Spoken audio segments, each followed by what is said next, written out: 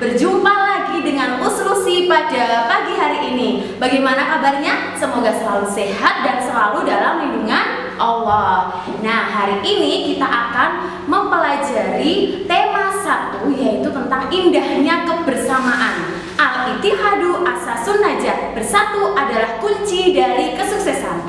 Nah, sebelum kita mulai pembelajaran pada pagi hari ini, kita membaca basmalah bersama-sama ya. Bismillahirrohmanirrohim. Semoga dengan dibacakannya basmalah tersebut, acara dan pembelajaran hari ini berjalan dengan lancar. Nah, kita langsung masuk ke pembelajaran IPA atau sains ya.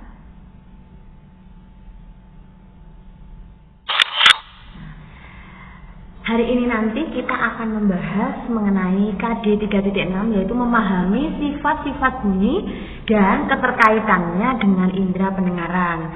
Yang akan kita pelajari nanti ada beberapa indikator.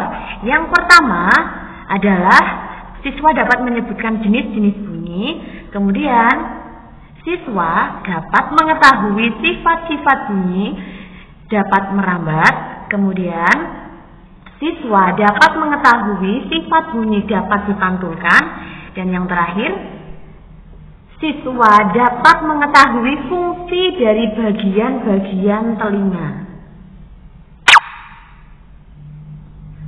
Apa ya bunyi itu? Nah, bunyi merupakan bentuk energi yang dihasilkan oleh benda yang bergetar. Nah, benda yang bergetar itu disebut sumber bunyi. Bunyi sendiri merupakan bentuk dari energi yang dihasilkan oleh benda itu sendiri. Nah, bendanya itu disebut sebagai sumber bunyi karena menghasilkan getaran. Nah, untuk sifat dan jenis bunyi, yang pertama kita ke jenis-jenis bunyi dulu yang akan kita pelajari nanti, yaitu 1 infrasonik, kemudian audiosonik, dan ultrasonik. Untuk sifat-sifat bunyi, nah, nanti itu ada 2. Yang pertama adalah bunyi itu dapat merambat, kemudian yang kedua adalah bunyi itu dapat dipantulkan. Jadi sifat-sifat bunyi nanti ada yang merambat dan ada yang dipantulkan. Kemudian yang bunyi dapat dipantulkan itu contohnya seperti apa? 1. Bunyi pantul yang dapat memperkuat bunyi asli. Kemudian gema ya. Kemudian gaung. Nah, nanti kita pelajari satu persatu. Untuk yang jenis-jenis bunyi, yang pertama adalah infrasonik. Nah, infrasonik itu sendiri adalah bunyi yang memiliki frekuensi kurang dari 20 Hz. Nah, frekuensi itu sendiri adalah ukuran jumlah putaran ulang per peristiwa dalam satuan detik. Nah, nanti satuannya itu Hz atau biasa kita tulis Hz. Itu merupakan satuan dari frekuensi. Nah, bunyi tersebut hanya dapat didengar oleh hewan seperti jangkrik, anjing, dan gajah. Selanjutnya adalah audiosonik. Nah, jenis bunyi ini itu memiliki frekuensi antara 20 sampai 20.000 Hz.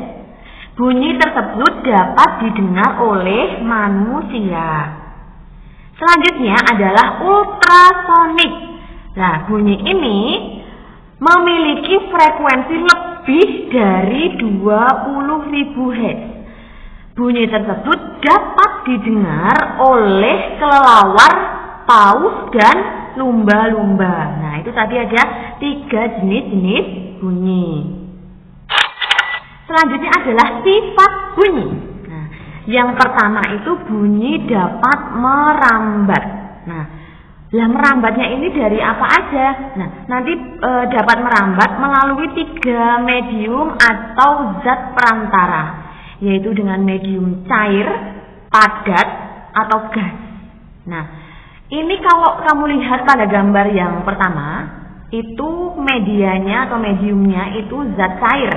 Nah, itu seperti penerapan pada sonar, yaitu teknik penjalanan suara ke dalam air. Jadi ini fungsinya untuk mendeteksi kendaraan-kendaraan air lainnya. Jadi ketika nanti kapal, jadi kalau ada kapal yang mendekati nanti bisa dideteksi oleh sonar ini. Jadi prinsipnya nanti pakai perambatan bunyi. Kemudian yang kedua itu adalah melalui medium atau zat perantara zat padat. Nah, itu kamu bisa lihat ada orang yang mendengarkan bunyi dari kedatangan kereta api melalui relnya. Nah, relnya itu kan zat padat.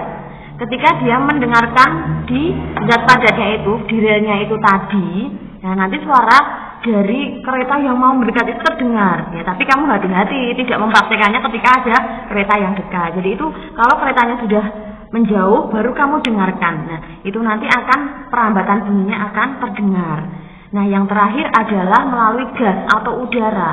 Di gambar itu ada orang yang membunyikan lonceng. Nah, ketika lonceng itu dibunyikan kan bendanya itu bergetar sehingga perambatannya melalui udara sehingga terdengar oleh telinga kita. Selanjutnya adalah sifat-sifat bunyi, yaitu bunyi dapat dipantulkan. Kalau tadi dapat merambat, sekarang bunyi itu dapat dipantulkan. Yang pertama, contoh dari bunyi dapat dipantulkan itu, satu itu bunyi pantul yang dapat memperkuat bunyi asli. Nah, bunyi pantul yang dapat memperkuat bunyi asli. Contohnya apa? Contohnya ketika kita berteriak di kamar mandi, boleh tidak ya kalau berteriak? Nah, tidak boleh ya, bernyanyi berteriak di kamar mandi itu tidak diperbolehkan.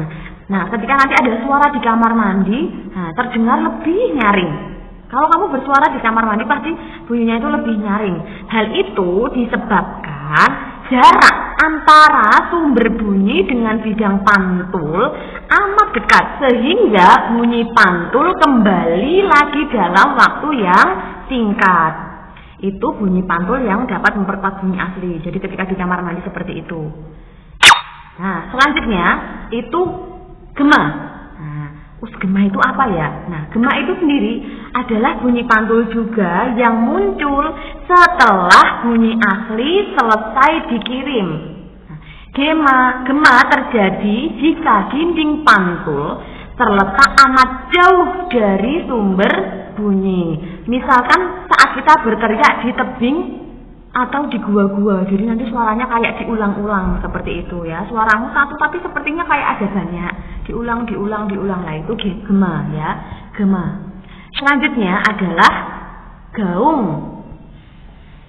Gaung itu sebagian bunyi pantul yang terdengar bersamaan dengan bunyi asli, sehingga bunyi yang terdengar menjadi tidak jelas. Jadi kayak hilang-hilang, suaranya seperti kayak hilang-hilang gitu deh.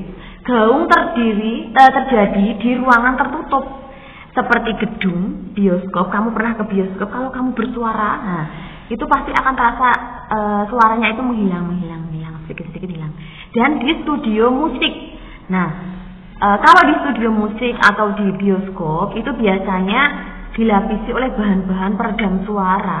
Nah, sehingga nanti suara gaungnya itu tidak terasa. Peredam suaranya itu bisa dipakai pakai kapas, busa atau gabus, itu bisa meredam suaranya itu.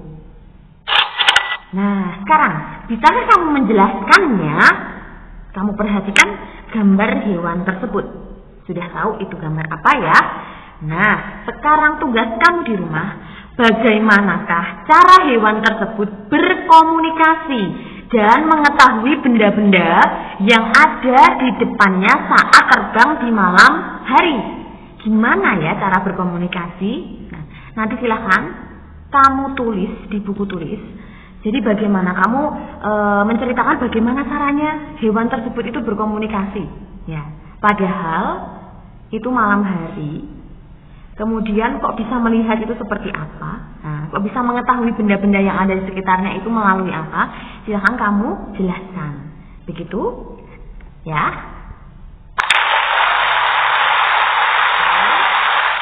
Terima kasih. Jangan lupa PR-nya tadi kamu jelaskan mengapa hewan tersebut bisa berkomunikasi pada waktu malam hari. Nah, demikian pembelajaran kita hari ini. Semoga bermanfaat untuk kita semua. Apabila ada yang belum jelas, bisa kamu pelajari pada buku BBD, bahan belajar daring yang sudah Ustazah bagikan. Nah, nanti di rumah kamu jangan lupa belajar ya. Cukup sekian dari Uslusi. Wassalamualaikum warahmatullahi wabarakatuh.